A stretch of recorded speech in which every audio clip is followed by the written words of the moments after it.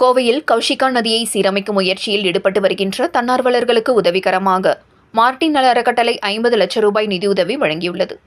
வரும் காலங்களில் கோவையில் மீண்டும் கௌஷிகா நதியை மீட்டெடுத்து மக்கள் பயன்பாட்டிற்கு கொண்டுவர உள்ளதாக கௌஷிகா நதி மீட்பு குழுவினர் உறுதி. கௌஷிகா நீர்க்கரங்கள் எனும் திட்டம் கோவை வையம்பாளையத்திலிருந்து தேவம்பாளையம் வரையிலான 6 கிலோமீட்டர் தூரத்திற்கு நதி மீட்பு பணியில் ஈடுபட்டுள்ள நிலையில் கௌஷிகா நீர்க்கரங்கள் லோட்டரி மாவட்டம் 320 உடன் இணைந்து மறுசீரமைப்பு மேற்கொண்டு வருகின்றது.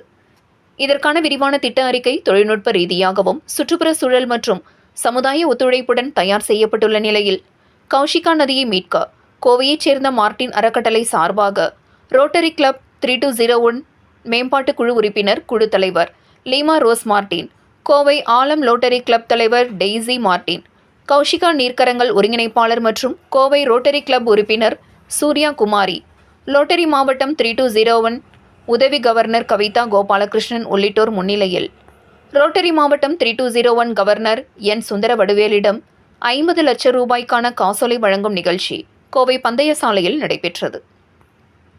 தொடர்ந்து பேசிய லோட்டரி 3201 மாவட்ட ஆளுநர் சுந்தர வடிவேலு கூறியதாவது: ஆறுகளை புதுப்பிக்கவும் தண்ணீரை சேமிப்பதிலும் கடந்த 15 ஆண்டுகளாக கௌஷிகா நீர்க்கரங்கள் அமைப்பை உருவாக்கி செல்வராஜ் என்பவர் பணியாற்றி வருகிறார். இந்த அமைப்பு நீர்நிலைகளை பாதுகாக்கவும் நிலத்தடி நீர்மட்டத்தை உயர்த்தவும் பல்வேறு முயற்சிகளை மேற்கொண்டு திட்டங்களை செயல்படுத்தியும் வருகிறது.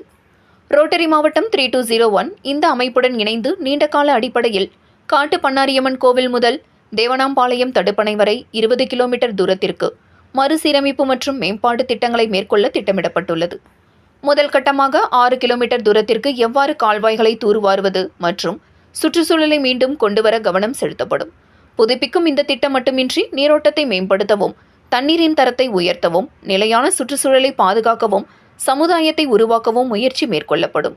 இது பிற திட்டங்களுக்கு எடுத்துக்காட்டாகவும் முன்னோடியாகவும் இருக்கும் என தெரிவித்தார் என்பது குறிப்பிடத்தக்கது.